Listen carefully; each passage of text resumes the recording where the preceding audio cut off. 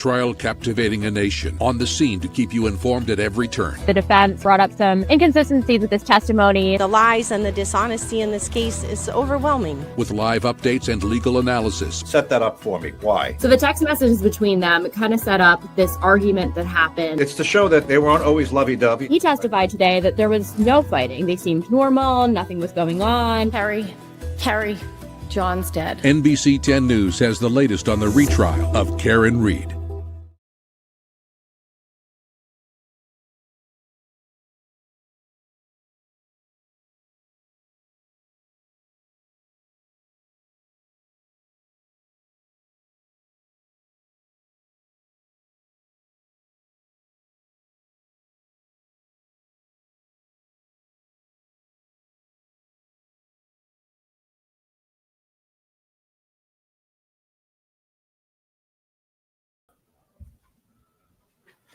Hello again, everybody. I'm Gene Valicenti with this recap once again of the court action in the Karen Read retrial. Joining me is NBC 10's Katie Benoit. She's up there every day, and one of our legal analysts, Austin Dana, is back with us. He watches the case closely, so that you'll get a quick recap here as best as we can do to keep it concise and give you all the court action for today.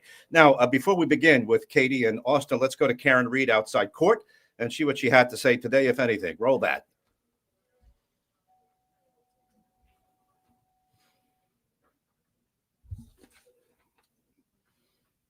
Go ahead and roll sound. Any reaction to that? Quick I'll have more of a reaction when you hear the whole thing in context. That was 7 seconds because there was a lot of context. Well, tell us more. What did you mean then? There we go. Give him a little spot. If he stops to talk, You'll see. He doesn't, let him go, please. The case is almost over. Be careful, they got briefcases. How are you feeling? Day 11?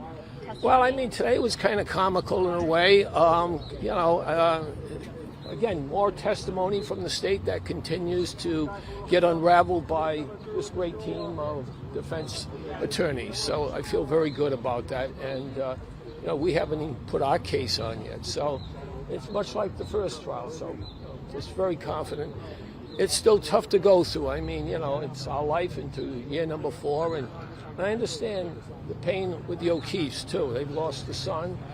And we feel for them. But, this is... Our daughter should not be persecuted for this. She did nothing wrong. She was not involved in the death of John O'Keefe that evening. Do you think you'll be called to the stand? I hope I am. I hope they do call me, and I'll tell them exactly what happened that afternoon, late morning of January 29th at Meadows when I went in, had a cup of coffee. Mr. O'Keefe was there. I hope they do call me. Just tell the truth. Well, I guess if they do call the father, it'll be sort of a character witness. He wasn't at the scene. He wasn't out drinking with him. Wasn't at the house when the body was found. All right, let's just go quickly to Katie. Karen Read. This is the third day in a row she's really had nothing to say, and the second day in a row that her father has had plenty to say. When she said "wait for the full context," what was she referring to today when she said to the reporters, "Wait for the full context of what"? She was referring to a video played for the jury at the end of the day. It's one of her media interviews that she's done that was played. We're seeing this a lot in this trial, these videos being played. And she mentioned, I don't know the exact quote, but something to the effect of, it's either me or Jen, someone's going down.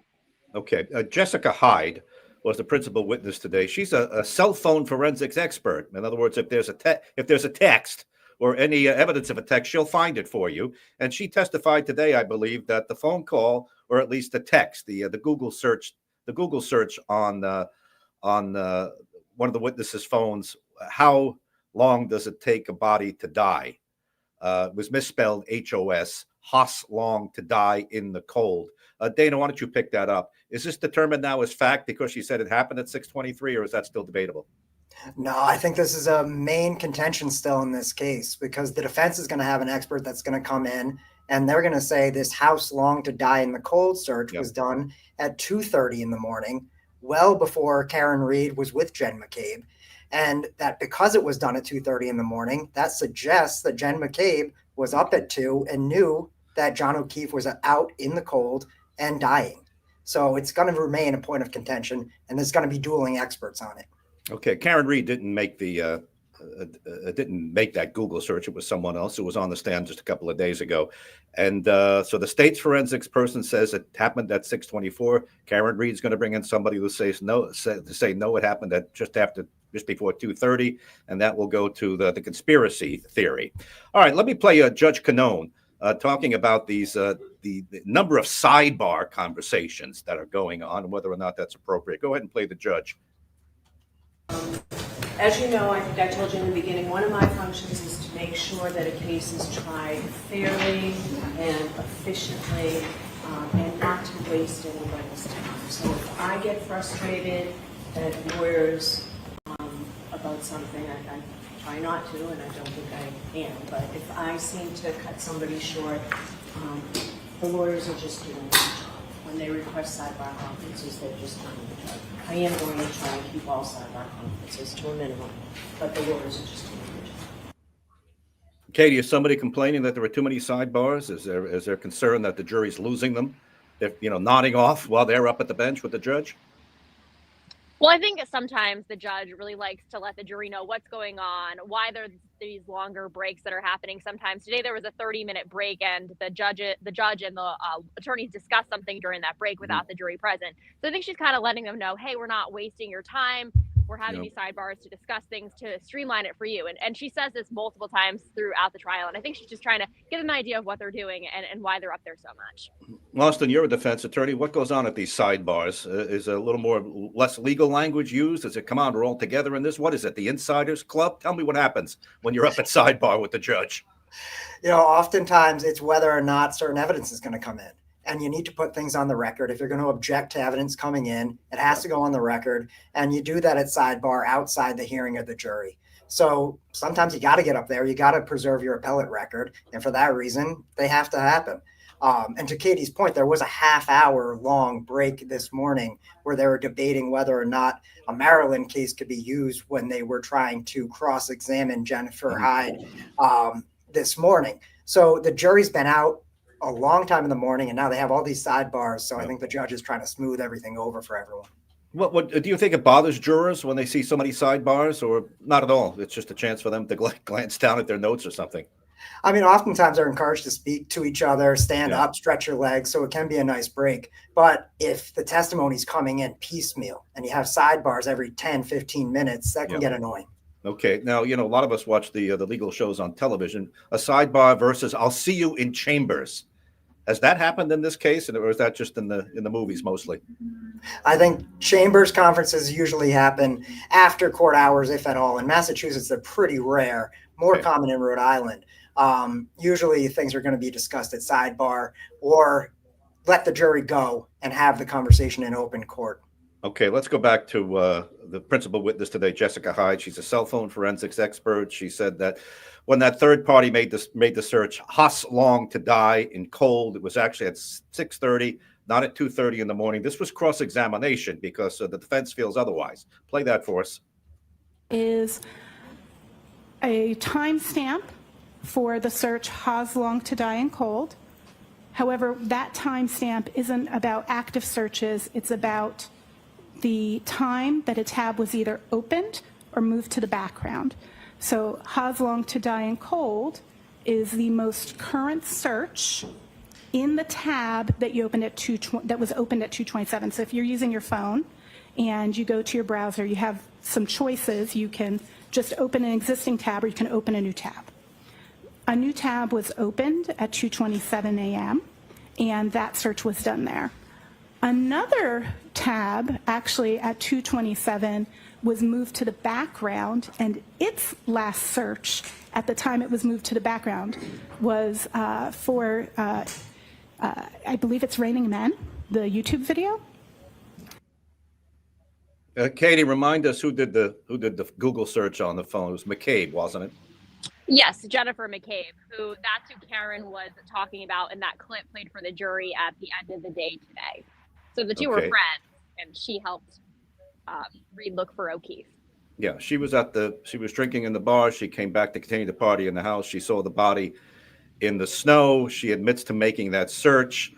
State says you made it after 6 o'clock. Defense says it was made at 2:37 when hours before Karen Reed came back and found found the body. So it goes to, well, who's telling the truth over here? All right. Also on the stand today, maybe you can recap this for us, was a state trooper talking about why he didn't go in to the home to search. And the cross-examination was pretty persuasive, at least the cut I saw. The body's missing a shoe, the body's missing a coat, and yet you didn't go inside and execute a search warrant in that house. Why not? Go ahead.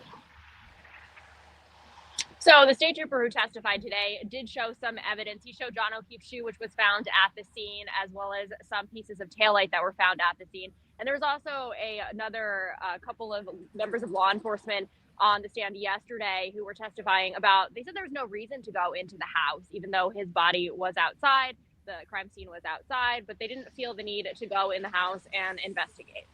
All right. Austin, what do you make of that? Because I was listening to that cross-examination today, and the defense counsel sounded pretty persuasive. He's missing a shoe, he's missing a jacket. You never went in to look for it? Right.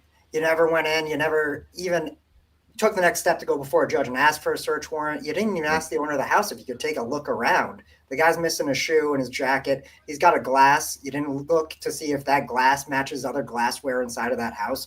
Just no effort to look at what's inside of that home with a dead body on the lawn in front.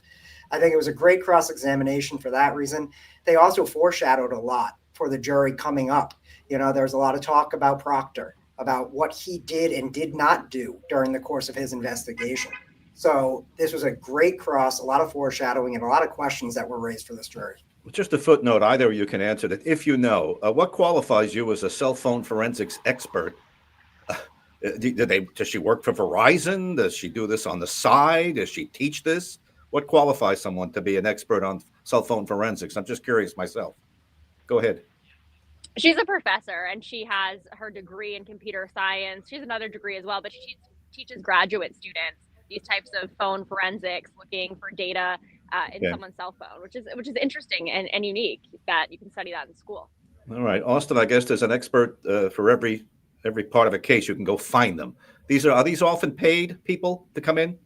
Yeah, almost all of them are going to be paid people for both sides and retained. And the question is, are they going to help the jury understand a fact or question in the case? And are their opinions based in reliable science, which was a big point of contention with the expert today. There's an effort to bring in this case from Maryland where she was found to be unreliable during a hearing and her testimony was excluded. So that's the main question. Are they going to help the jury, and is it based in real science? Okay, I think we'll hold it there for today. We'll be back tomorrow as the trial continues, the retrial continues. This is your daily debrief. We hope to bring you all the salient points and kind of encapsulate it for you. I'm Gene Valicenti for now. See you on the news at 6. The trial captivating a nation. Read is accused of killing her boyfriend, Boston police officer John O'Keefe. The defense claims she was framed in a police cover-up. On the scene to keep you informed at every turn. In Dedham, Katie Benoit, NBC 10 News. With live updates and legal analysis. What happens then? Did the trial have to stop? A lawyer's only as good as his or her word. They failed miserably and they'll continue to fail. On air, online, and on the app. NBC 10 News has the latest on the retrial of Karen Read.